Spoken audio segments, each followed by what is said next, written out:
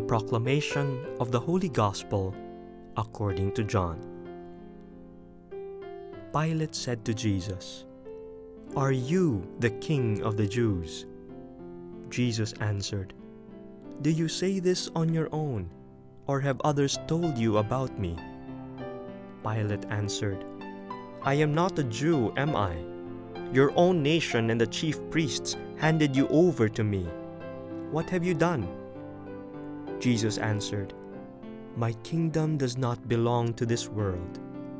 If my kingdom did belong to this world, my attendants would be fighting to keep me from being handed over to the Jews. But as it is, my kingdom is not here." So Pilate said to him, "Then you are a king." Jesus answered, "You say I am a king. For this I was born, and for this I came into the world, to testify to the truth. Everyone who belongs to the truth listens to my voice." The Gospel of the Lord. Our Gospel reading for today, the Solemnity of Christ the King, comes from the Gospel of St. John.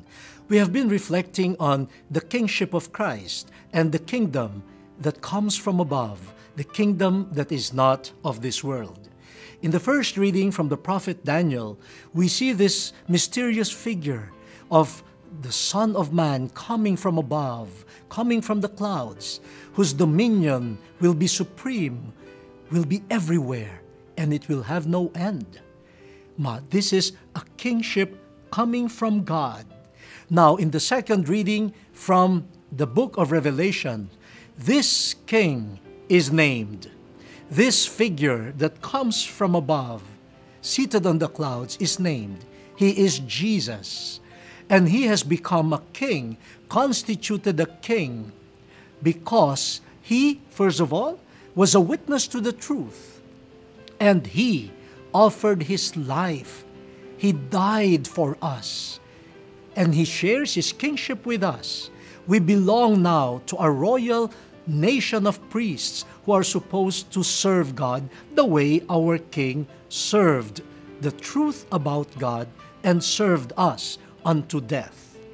Now, in the Gospel, we find this affirmed vigorously. The Gospel is about this humiliating encounter between Jesus and Pilate. The trial of Jesus before this official. And in this conversation, Jesus had an opportunity to explain what type of king he was and what type of kingdom he has. Now, I said this is humiliating because Jesus, whom we profess to be truly the King of the universe, was dragged to Pilate by his very own people, by some members of the Jews and some members of the temple officials, the chief priests. And why?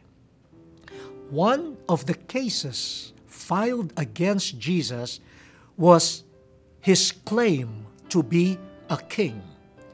So this would constitute, a crime, sedition, claiming to be the king of the Jews. And we know that they recognized their own ruler, Caesar. Okay. And so Jesus was brought to Pilate on account of this civil crime. He claimed to be a king. And so Pilate asked him, "Are you a king?" No?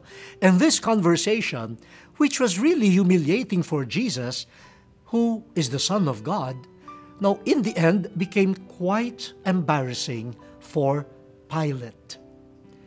Because in the end, it seemed that it was Pilate who was being tried by the true king. And it was not Jesus, the true king, being tried by a pretentious pseudo-ruler. Now, Jesus declared my kingdom is not of this world.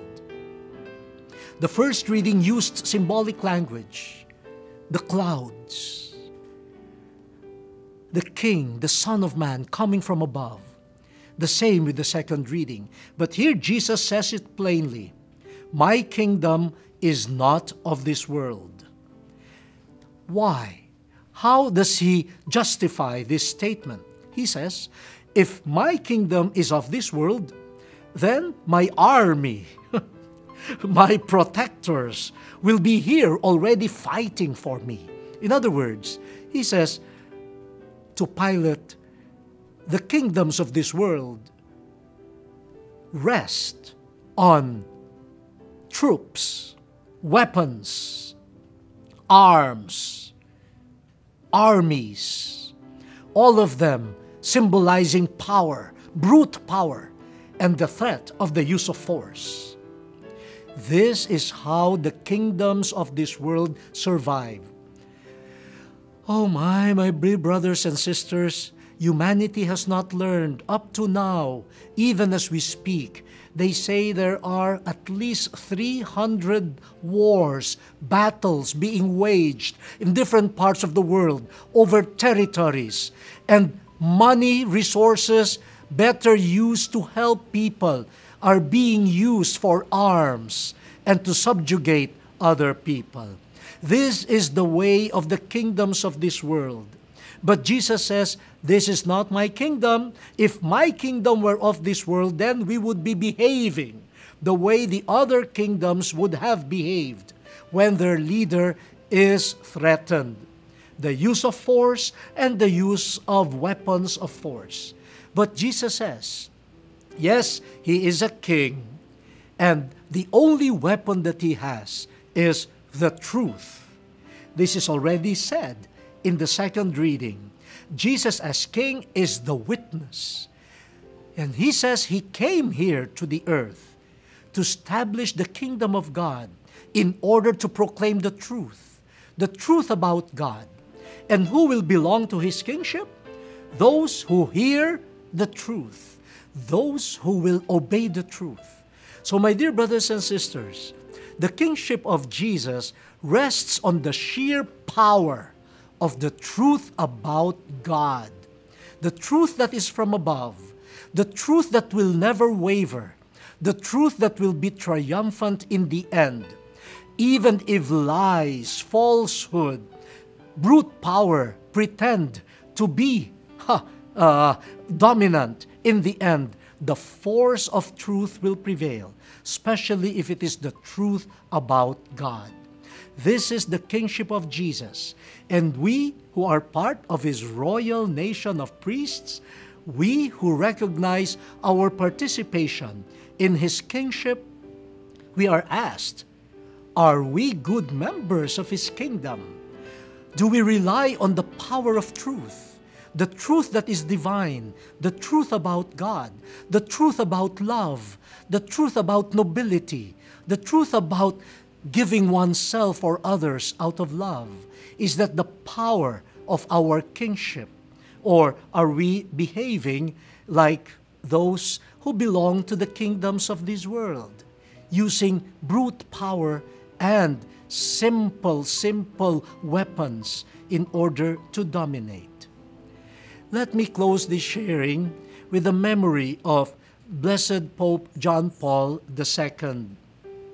When leaders of the world were planning to attack Iraq, the Blessed Pope was the only voice saying that the truth attested by the history of humanity and attested by Jesus is the fact that war, violence does not solve anything. So even if the world said that the view of the Pope was impractical, it was not the best way. In the end, that solitary voice and that solitary candle lighted at his window became a symbol of the kingship of Christ that is not of this world. The word has been exposed Let us now fulfill it. In this day and age, social networking has become a very convenient mode of communication among people. With just a click and the power of the internet, you are able to reach your loved ones wherever they are. On the other hand, it is saddening and alarming to know that there are some people who take advantage of the reach and availability of social networking sites, spreading scandals and false information about a certain entity or personality, engaging in fraud and scams, and at times pretending to be someone else. Recently, I have been getting reports that there are fan pages and personal accounts under my name and are circulating over Facebook.